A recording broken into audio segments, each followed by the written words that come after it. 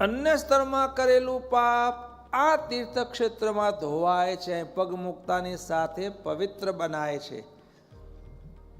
અને અહીં આવી કરેલું પાપ વજ્રલેપ થાય છે.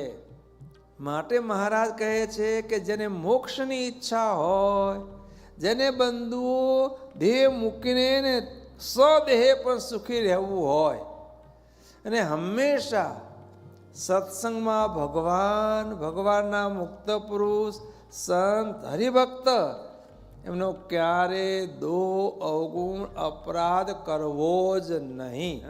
અનુભવીઓ કહે છે આવા સંસારમાં પણ રહીને દરેક મુમુક્ષુ જીવે પોતાનો મોક્ષ સાધી લેવો ને એ કળા શીખવાની છે.